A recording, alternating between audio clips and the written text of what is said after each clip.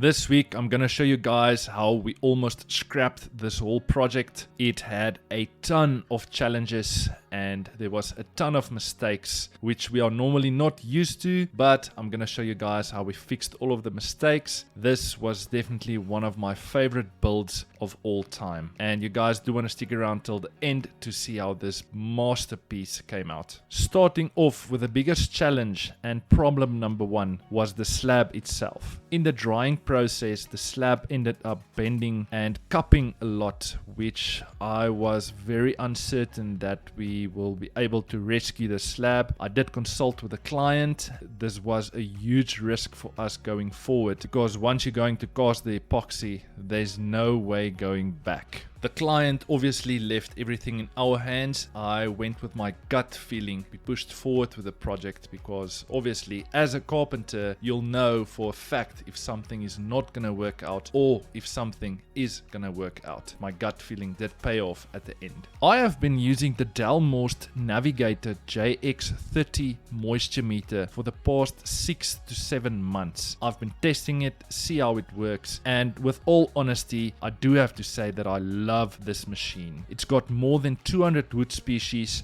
You can change your temperature, and you got these two little pins that hits right into the core of the slab. That's gonna give you the most accurate moisture readings any carpenter can ask for. Having the moisture content and knowing exactly if your wood is dry or not is super crucial for any rivet table manufacturer. I honestly do have to say that this is one of the best investments any fabricator can make in going forward, because you do have to know what the moisture content is. Don't want to end up replacing your table in a few months to come once you deliver it to one of your clients. I am going to leave a link down in the description if any of you guys are interested in looking into getting a moisture meter. Your moisture levels in your slab needs to be under 11%. If it's going to be more than 11%, you're going to have huge problems. Your epoxy might delaminate from the wood, your wood might crack, or your table is going to bend, warp, or cup in the future. So you need to make sure that your moisture content is under 11%. About 2 years ago, the same client asked us to manufacture this epoxy coffee table for him, and he wanted a matching entrance console table for his wife's birthday. Let me know in the comments section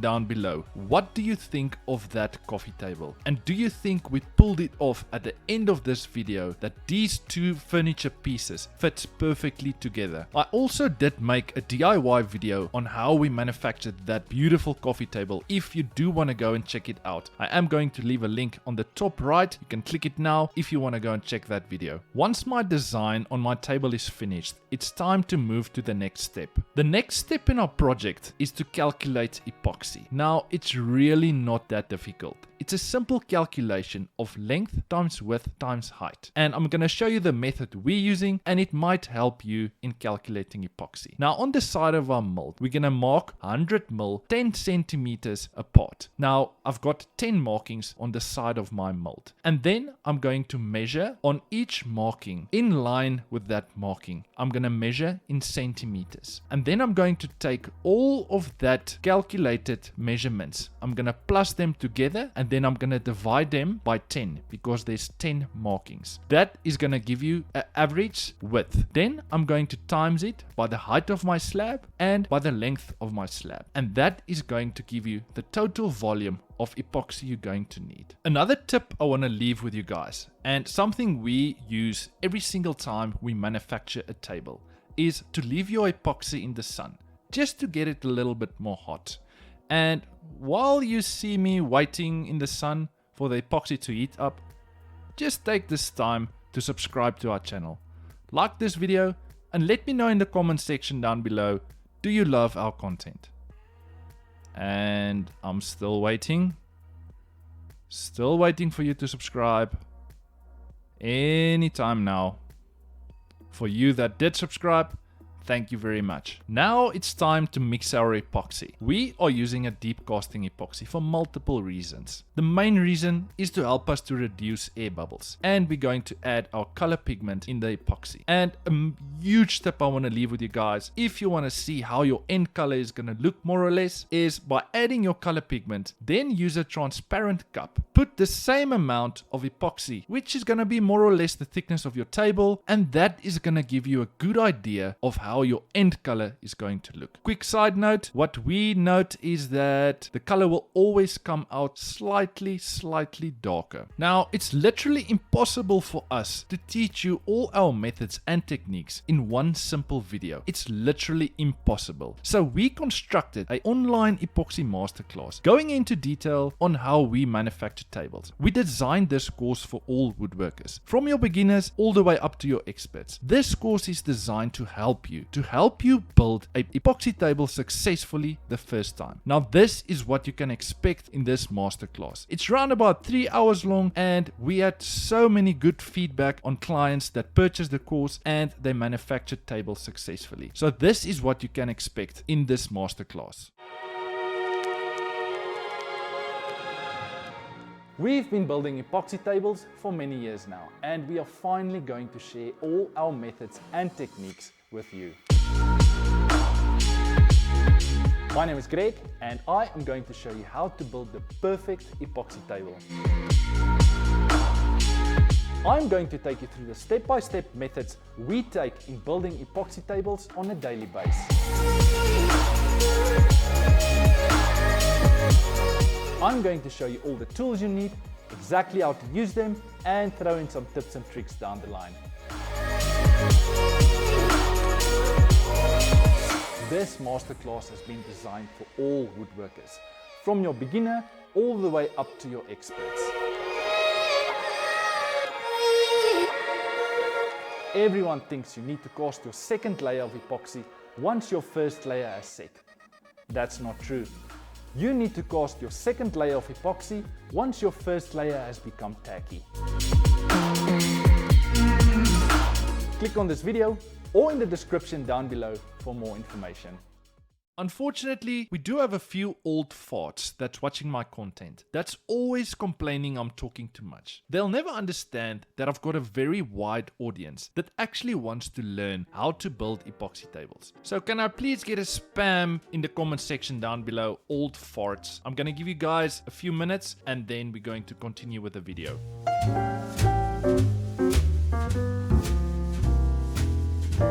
So for all the old farts in here, you had your 5 seconds. If you don't like me talking too much, just mute the video or just get out of here. If you don't like my content, you are more than welcome to go somewhere else. Oh yes, and don't forget that 1% of people that absolutely hate epoxy tables. They literally comment they are busy vomiting while they're watching my videos. That's so funny. And the best of all is all those guys saying that we are busy killing the animals. Yeah bro, my dog is gonna eat my table. Get out of here! If you don't like epoxy tables, just don't watch the videos. It's as simple as that. Back to the video. So the casting process takes us round about 3 to 4 days depending on the season. In winter months it takes a little bit longer because the epoxy takes longer to cure. In summer months it's a little bit faster. Once we are done with our casting process, we leave the epoxy table for around about 7 days so the epoxy can cure fully. To help you with dust particles, we use the material to wrap all our furniture in and place it over the table. This is going to help you to reduce most of your dust particles. Just make sure that you leave some air ventilation so the epoxy can actually breathe. Now the next guy you're going to see with me in the video, his name is Zimi. Now Zimi comes from Zimbabwe. He came to South Africa with his family for the hope for a better future. I employed him and I do have to say he's such a blessing for our company. If you want to buy me or Zimi a beer, you'll see there's a thanks button down below. We will honestly really appreciate it. Now Zimi is here to help us grow my company. I also have another employee, Sultan. He's my steel worker. So all the work you see on our social medias and on our YouTube channel has been built by myself. Now Sultan, our steel guy,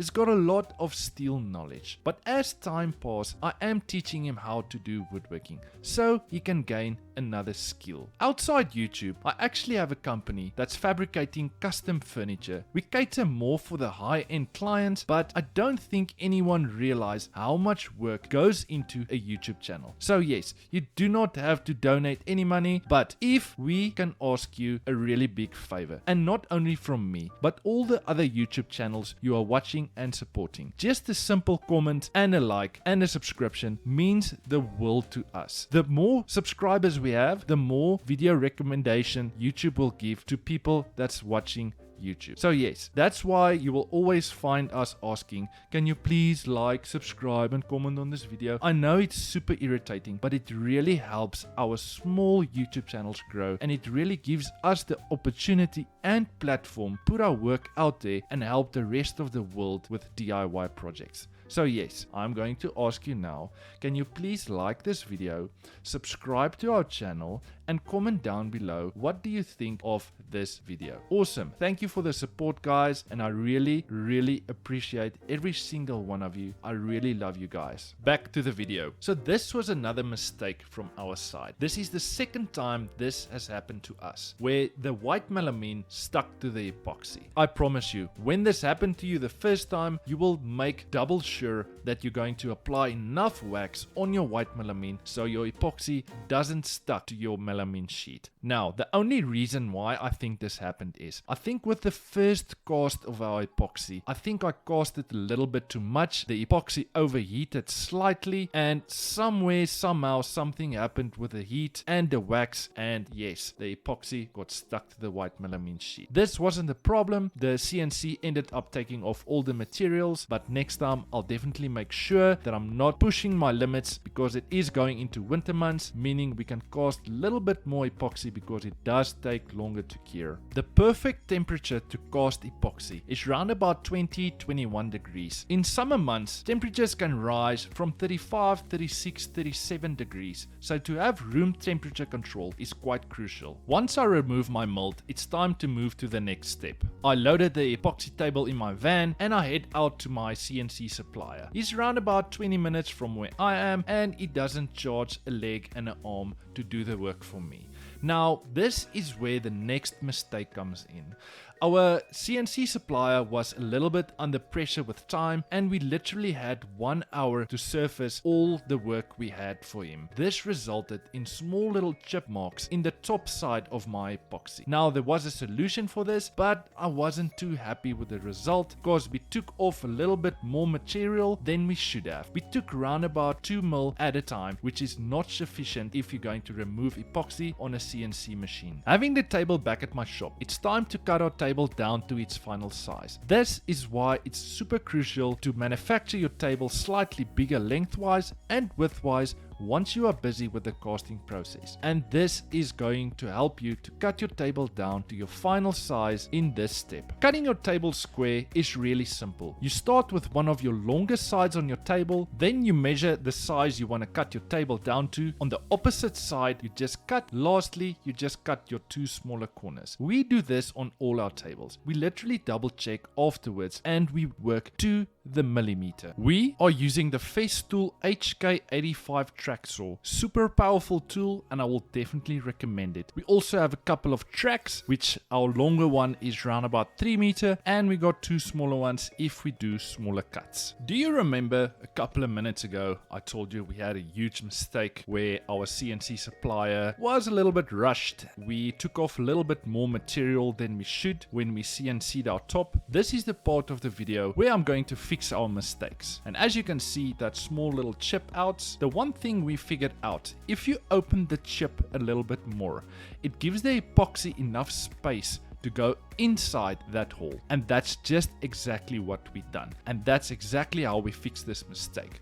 At first, I was a little bit skeptical if you're going to see it once you're going to apply the oil, but the end result was absolutely magical. We didn't see any small little imperfections on the top of this table. This is the one thing I want to make crystal clear. Even though we build and manufacture hundreds of these tables each year, we are also human beings. There's there's no reason for me to even put this part in the video and make it look like we are the perfect company. Every single person out there makes mistakes. And that's the beauty of being a carpenter, is learning how to fix your mistakes. For every problem out there, you need to have a solution. And I think in this video, it makes it crystal clear that we also make many mistakes, but we always find a solution to fix our mistakes. There was one thought that came to my mind while I was busy closing these holes, and that was, should I put this part of the project in the video? Then I thought to myself, let me just add it, because maybe somewhere out there someone had the same problem and we could have helped someone with this solution. So let me know in the comment section down below if this ever happened to you before, and if you have a better solution for the mistake we made. And let me know if you guys would like me to add more of these sections in my videos, the mistakes we made and how we fixed it. Because honestly, I think not only myself, but I think a lot of people out there will learn from them. The next step in our project is to completely cover the top of our table with a thin layer of epoxy.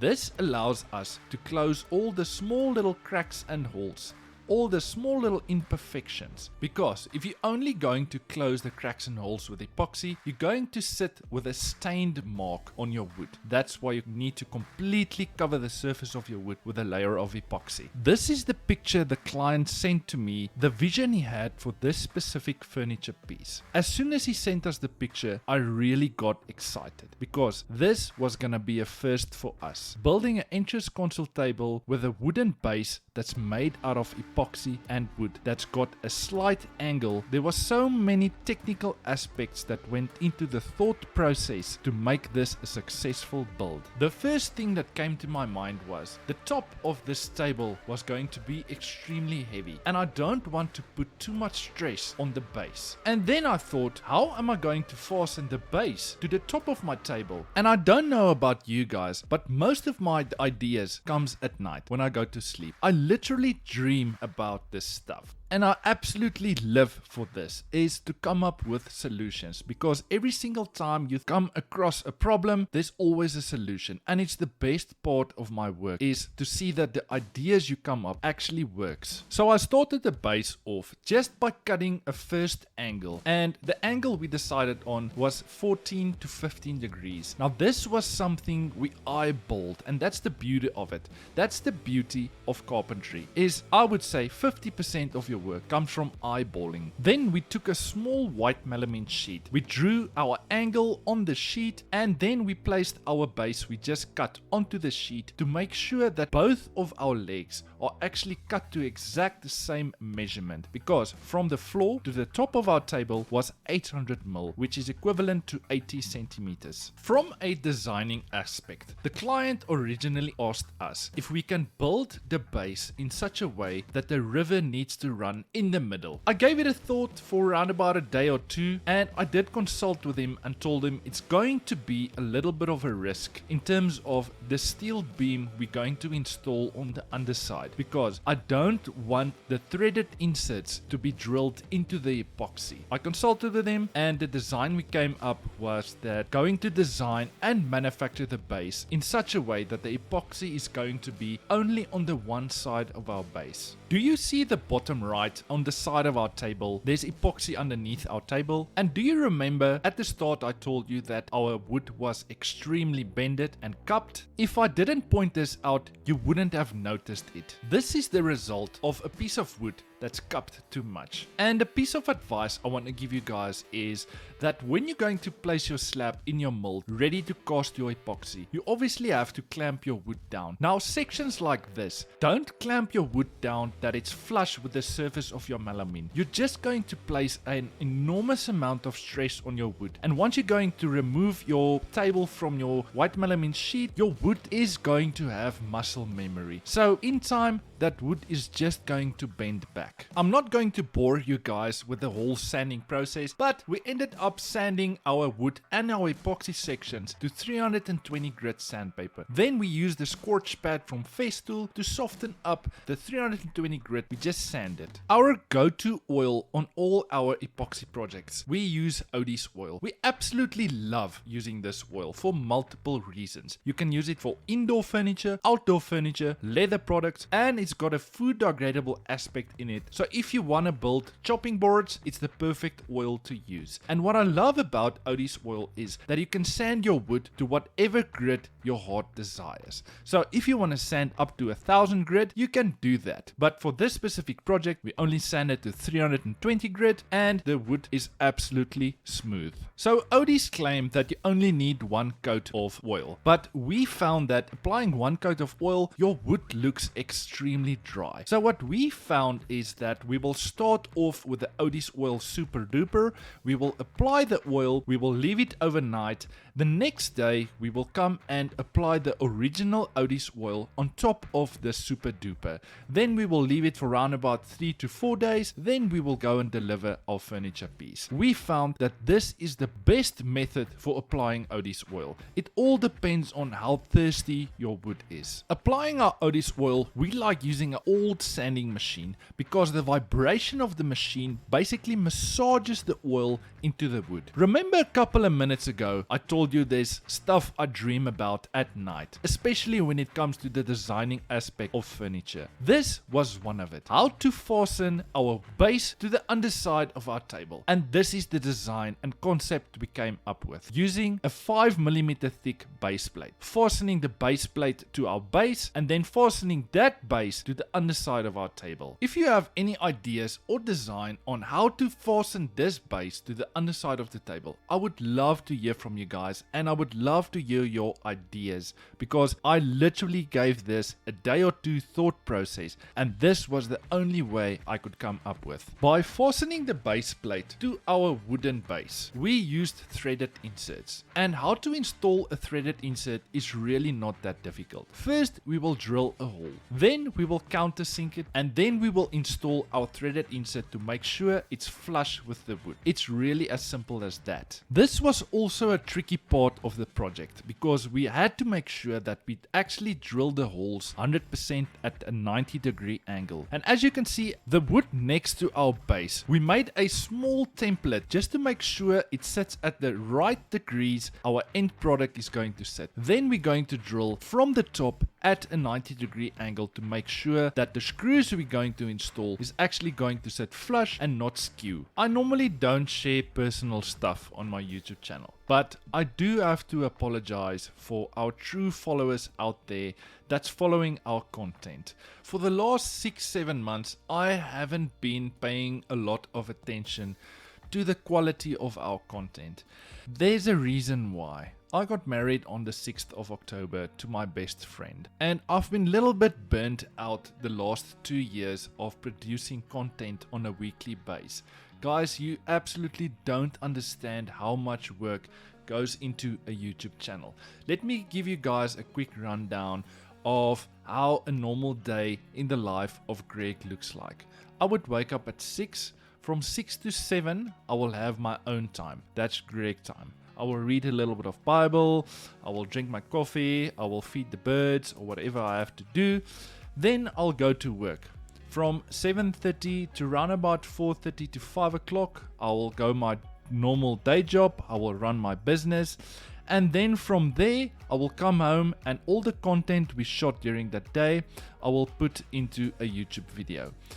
But this editing of videos takes enormous amount of time. It's literally a job on its own.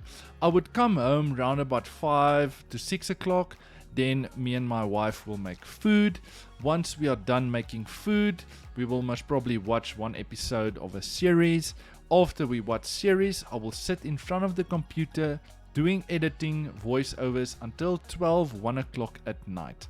This literally burnt me out for the last 2 years, trying to produce content, trying to make something for myself out of YouTube videos. It's really a hard work, guys.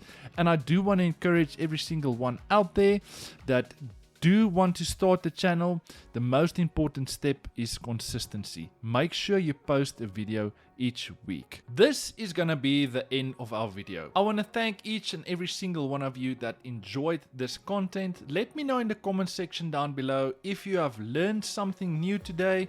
And before you guys head out, please make sure you subscribe to the channel, like this video, and comment down below old farts. Thank you guys. I honestly hope you enjoy the end product, and make sure you go and check out our epoxy online masterclass. It's honestly going to help you guys build successful tables. See you guys next week. Cheers.